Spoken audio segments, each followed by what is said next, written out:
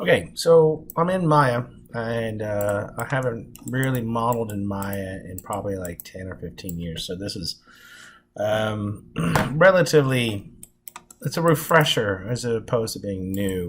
A lot of the approaches are different than I would have normally go through like I would in Max, but I'm also able to apply a lot of the same logic and approach to some of the things. And so what I'm doing is trying to make this kind of as efficient as possible. The concept is a floating crab.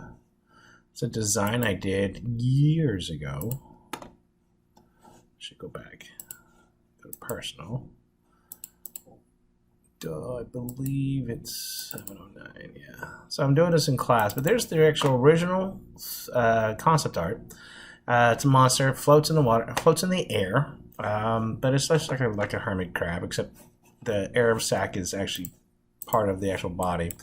And right now, I am I'm building everything in parts, like I would in Max. These are planar objects.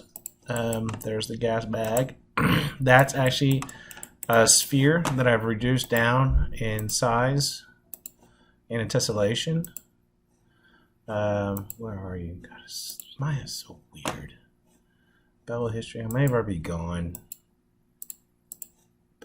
I set the tessellation basically to be 16 by 16, just so that it's in quads as opposed to being 20 by 20. I'm going to hold on to that mentality from 3ds Max as long as I can, because that's video games in my mind and not just software between Maya or Max. A lot of the tools that I'm used to in Max are in here, sort of, but it's not as clean as I'd like it. First off, 1 is not a sub-object, it's the actual level of detail. So I hit 2 as opposed to splines. I actually have tessellated my object very quickly, but I can go to 1 and then go right back into where I was at. So that being said, if I hit everything and go to 2, this is kind of the direction I'm going for this project. I need to add creases in certain points and things of that nature, but it's not much different than other systems. So my goal is I'm going to go back and kind of recreate some of these pieces and see if I can find the crease modes and try to clean up and chamfer where I can appropriately. I may rebuild this whole thing, but basically I want to try to get you to see the differences between Max and Maya, and hopefully utilize the different tools to learn this extra tool, because to be honest, this is what people are paying for, and this is what we should really be thinking about getting everyone in line for. So really wish I knew how this software worked. It just doesn't make any sense. Take off the wireframe. So anyway, this is what I'm going to be working on. I will try to actually, that's not shaded line wireframe. That's, now, as you can clearly see, I have got a lot of learning to do. All right, without further ado, I will make more videos as I go.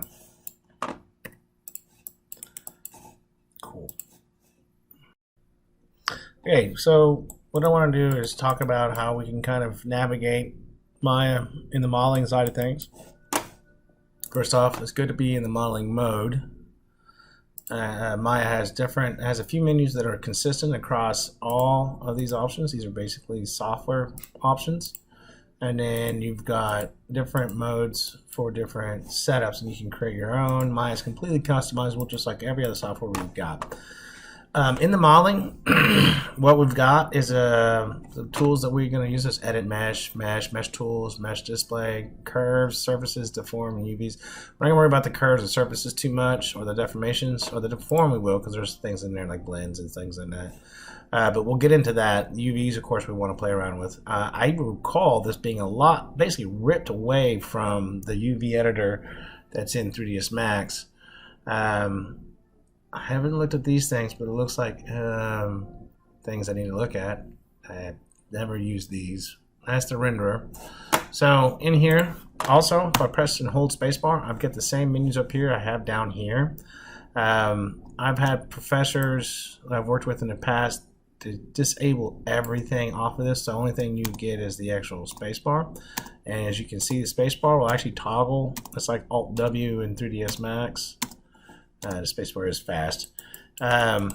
If I want to get a menu, I can go to Edit Mesh, hold the left mouse button, and I'm going to click on that, and that'll tear away that menu.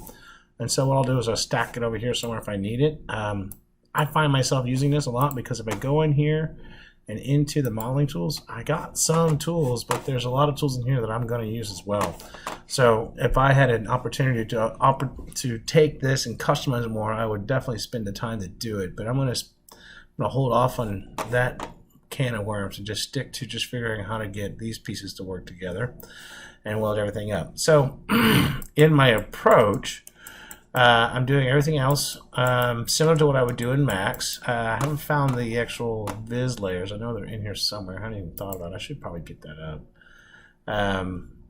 Max or Maya was the first ones to show the actual visualization layers, which is just like the layer window in Max.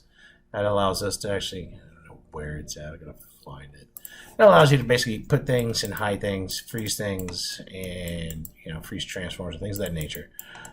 So let's go ahead and just start off with this basic shape.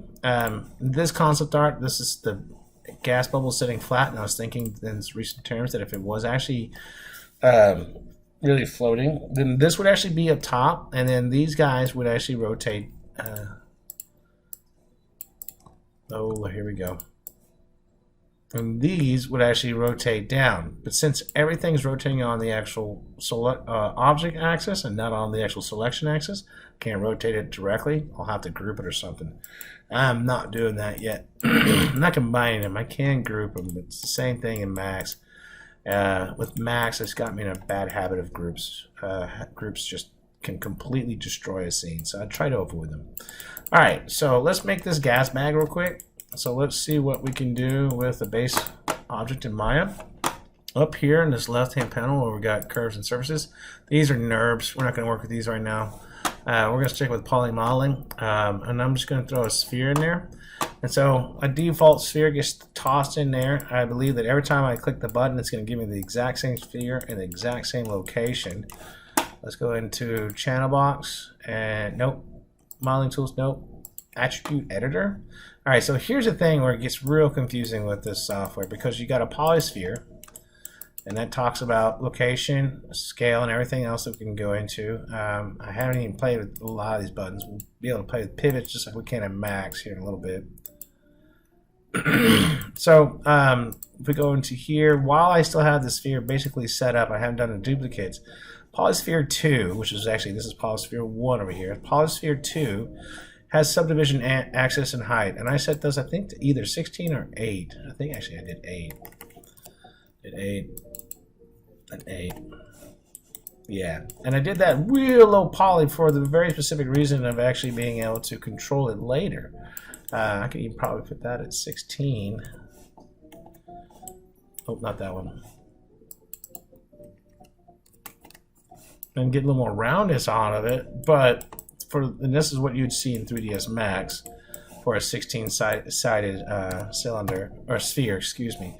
But actually, this kind of shape really does appeal to me in terms of what I want to get in this natural shape here. This is almost like the shape of an avocado or fat squash. So that's the kind of shape that I'm after here. Boop, boop. Okay, so what I did here, just to kind of get there, I rotated it 90 degrees. It has an angle snap of 5 degrees already by nature. So I haven't figured out if there's an actual keyboard shortcut for angle snap yet. I'm going to keep looking. Like in Unity has, I can hold shift and get it to actually, or control to get it to snap. If that's fine. 5 degrees is definitely workable.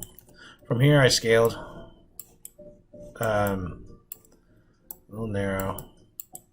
And now I got into the actual sub objects of this particular thing. And this is kind of where Maya gets real challenging compared to Max.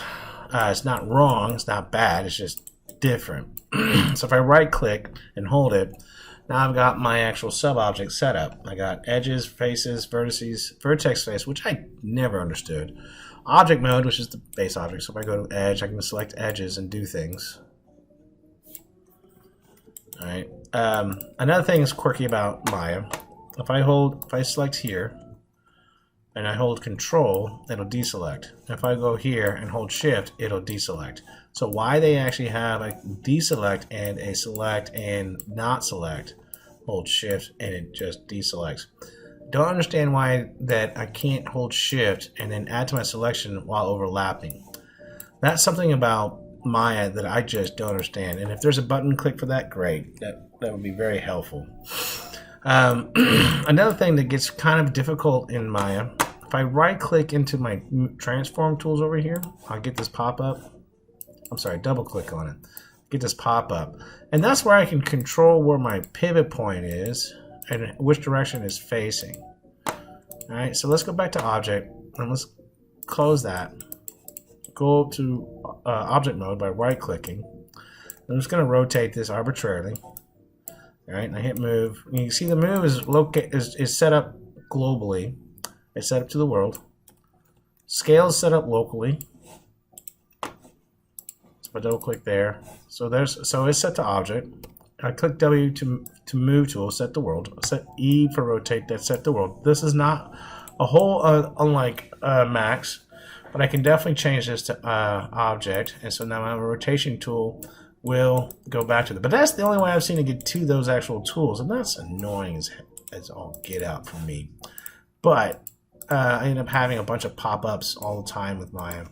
It's so frustrating. I don't have a lot of screen real estate. I wish it was an actual button set here. On the same note, I bet you anything I could create a button and just throw it in there. Because everything I'm doing in Maya is actually being done through the mail script, and then you open up the mail script listener, you'll be able to actually see script editor. There's a listener as well. If I come in here and do things, you'll actually see the actual action being written out in mail, which is the Maya embedded language. That right there is alone is why Maya is probably one of the most sought after tools, because you can totally customize every aspect of it. Oh yeah, another thing that's weird. Middle mouse by itself will do whatever transform was last selected. That's annoying to me. What are you gonna do? You get used to it. It definitely, once you get the hang of it, you can definitely move faster because of it. But getting used to it can be a real chore. So most of my screen navigation is holding Alt mouse button down and then using a different mouse controls. Left mouse button and Alt, middle mouse button and Alt, right mouse button and Alt, right mouse button and Alt, middle mouse button and Alt, left mouse button and Alt. Can't do what you can do in Max, which is fantastic, which means you are locked into having these orthogonal views so you have your measurements accurate. That's good stuff. All right, spacebar. So what I did here is I went into the vertex mode and started pushing and pulling vertices like I would in Max. Scaling things, moving things, rotating things. And then if I'm in edge mode here, double click on it, I get my ring selection. So edge loops are still respectable here, as they should be, because they're the best thing on the planet for modeling. All right, cool. So you can see where I started shaping this thing up a little bit and going back and forth. There's some soft selection and things of that nature. I'm going to show you some instancing concepts next, so we can talk about building multiple legs. And I got tendrils that I'm trying to figure out as well. So be right back.